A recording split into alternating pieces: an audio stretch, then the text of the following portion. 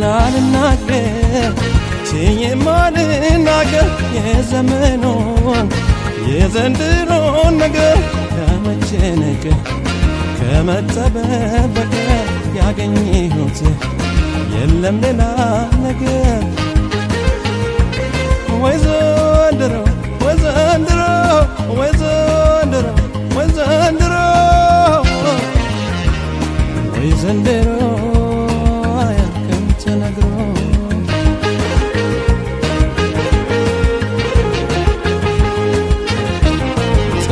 ወሰል እንጂ የዘንድሮ እየተሰለፈ ዘንድሮ ማን ይበላው ነበር የዘንድሮ